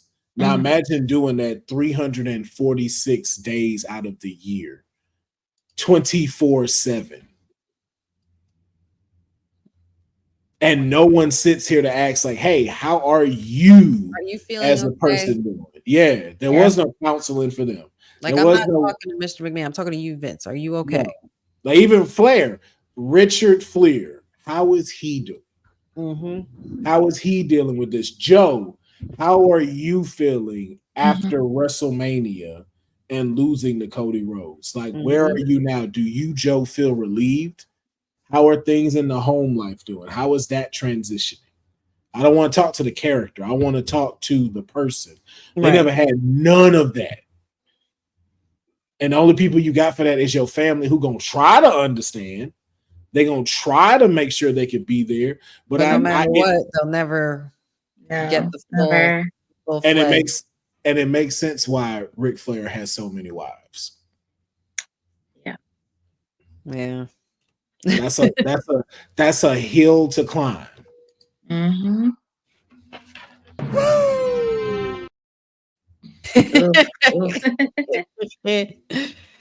Courtney, any takeaways or any other things you want to pinpoint before we get out of here after our Mr. McMahon watch along? I think you guys just hit the nail on the head, because I mentioned this a little earlier during our live, but there was a lack of empathy and a lack of compassion even when he grew up as a child. Not to take things any away, and don't want to make him the victim, but some of the experience that he had kind of did lead him when he was an adult. When he met his actual dad, he felt like there was no unconditional love between them. Even though he tried to do it a step further, there was just no sense of compassion. And even the night before he died, the one time he was very compassionate, he said, "I'm proud of him." Then he passed away. He told him he loved him. He never told. He said up until that point, his father never told him he loved him. I don't know what I'd do if I didn't have my dad to tell me he didn't love me. I'd lose my mind. I'd lose my mind. That would fuck with me. And also the territorial ones, he just threw them under the bus. I'm like, you're just getting guys left and right from other territories, and I'm just like, at first I'm not surprised by it, but it was like, okay, it's about the money. It's pretty much Tony Atlas always been in business. It's always been, but not just that, like a future, like, you know what I'm saying? Like, during that time, you were only as big as where you were gonna be at. You could be big, the biggest Texas star, but that was it. Like, Vince is like letting you know, like, yo, I'm talking about putting you to where everybody in the country know you. Like, I'm selling you a future and you get more money. And we seen, like, just imagine the people that we will never know who were the Stone Cold Steve Austin of Smoky Mountain Wrestling. We're never going to know those people. Unless you were there at Smoky Mountain Wrestling. And it's like, oh yeah, I used to go see, you know, Stone Cold Jack Jackson back in the 70s, man. And he was just like a sight to see. And it's like, yo, that's where your legacy stops. Because in Texas, they don't know that person. Right. And I'm offering you to be a part and to become immortal and global. So where the world is going to know you. Yep. And that's not, that's not an easy deal to turn down. Honestly, it wouldn't be an easy deal to turn down for anybody. But on a lighter note, I will say, aside from all the seriousness of this documentary, one of the most entertaining things about this documentary is Tony fucking Atlas. Where's your shirt, bro? Tony fucking Atlas. You are a gem and you must be protected at all costs. And thank you for putting that bug in my ear all those years ago when I was a little girl, because little did I know I'd be doing this right now. So it's kind of crazy how that coincides and goes together. But Tony Atlas is a gem throughout these interviews. There's things that he says is pretty funny and like, well, not really funny, but it's just how he says it. Yeah, like I caught that with Dark Side of the Ring. I was like, yo, this is fucked up. What happened to Bruiser Brody? But I'm like, Tony, Yo, oh my god, that Bruiser Brody was one great. fucked my head up. I can't That was watch crazy. that. I can't watch that at night. Like I cannot watch that at night. I watched like, that episode Watch once. that at night. Imagine watching the again. Chris Benoit one at night. That's what I did. All three. I didn't watch that dangerous. episode. And you know what? I'll never go back to those episodes again. Like, no offense, it's a great documentary. I love Dark Side of the Ring, but whoo, child. I didn't watch that episode. I actually watched Brian Pillman's episode. I watched that one too. Yeah. I watched that one too. It was Doinks that's a sad episode. I was like, Doinks was sad. What's his name? Dynamite Kid. Oh yeah, the Dynamite Kid. That was crazy. Yeah. Every single episode makes me cry. The only one I like, really didn't like that I didn't feel sad for, I was more enraged, was Moolah's. Well, one of them. And also, I forget the name of one of the promotions that was on Dark Side of the Ring, but that was just crazy. The white, the little short white guy that used to come in. I think it was like what FCW? No, it wasn't FCW. Yep. You know what it was? It was like he was getting everybody, but he like literally drove his company into the ground. This man was like doing cocaine all the time, and then literally became a part of the show and stuff like that. He made himself champion. I think it was like GCCW, something like that. I gotta figure that one out. Yeah, no, you gotta watch that one. That one is crazy. I didn't see any of the recent ones that came out this year either, so I got some watching to do. Yeah, Junkyard Dog is on this new one. Bash at the Beach, WCW. Bash at the Beach in 1997. Oh, the infamous Hulk Hogan pin. Oh, wait, are we talking about the finger poke of death? Is that the one? The one with him and Jeff Jarrett? Oh, no. That's Kevin Nash. That was him and Kevin Nash. So Jeff Jarrett. Oh, okay, that one. Okay. They talk about that one. And when I tell you, it was like, yo, you see right there of like, this is why y'all didn't make it. This is why y'all did not make it at all because of this. And then FMW, like Onita, Blood and Wire. Y'all gotta watch that one. That dude is wild. There's some of those things that I couldn't watch, like the one with the death match and the Japanese. That's the one. Just passed away. I don't know if I could watch that. The death matches, they get me a little too much. Like, I'm good. What is it? Oh, Herb Abrams, season 2, Cocaine and Cowboy Boots. Cocaine and Cowboy Boots. That's the one, honey. If you have not watched that one, it's season 2. Cowboy Boots. Cocaine and Cowboy Boots. When I tell you, Herb Abrams, wow. That was really nuts. Wild. I'm gonna have to check it out then. You guys are twisting my arm. Yes, that man said his assistant walked in one night. He said this dude was running around butt naked with cowboy boots on and had a whole table and a pile of cocaine sitting on top of it. Jesus. He just drove his head in it. And he said, I got an idea that's gonna take over the whole industry. Dear God. Oh my God, I can't believe we're laughing at that. It's Dark Side of the Ring. That's but it's hilarious though. Oh man. But you know how I'm feeling. You know how I'm feeling after our amazing watch along this evening. Accompanied to the ring by Dakota Kai and the WWE Women's Tag Team Champions, the Kabuki Warrior. Feeling like Asuka. I'm feeling like Asuka. Asuka in her own world, and I love it. And I'm here for it. Shout outs to Asuka too, by the way. Totally forgot to wish her a happy birthday. Oh yeah, happy birthday, Asuka. Mm-hmm. Hey, I didn't know season 5 was out. Oh shoot, I'm behind. Season 5 of what? There's a season 5 of Dark Side of the Ring. Oh shit. All right. Well, gotta catch up on those. Yep, Sensational Sherry's in this. Oh one. yes, that's right. We did mention that earlier this year. Harley Race's one, Brodus Beefcake. Oh, dang, yeah. Buff in the Bagwells. Oh, yeah, okay. Yeah, that makes sense because of everything. Buff Bagwell. Oh, yeah. Mm-hmm. Yeah, they said Buff Bagwell was a wild boy. He was wild. Mm-hmm. Wild. A lot of them boys are wild. You could already tell. Like, you could automatically tell, like, off the screen.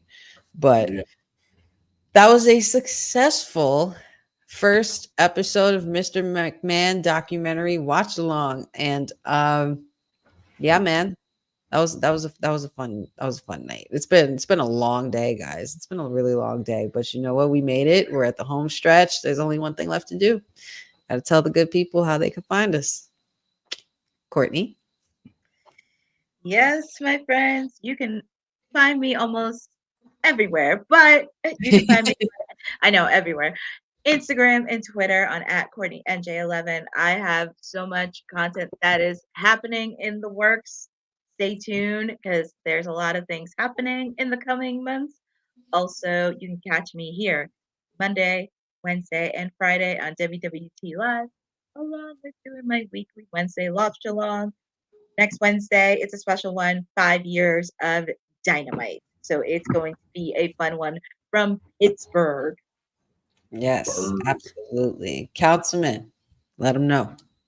Yeah, you can find me at Will Farrell, PHARAOH. No crazy tags tonight. This Vince documentary was very eye opening. There's gonna be so much more that you're gonna be like, yeah, we laid the foundation. I'm letting you know now, though. I'm finna watch this next episode. I'm just.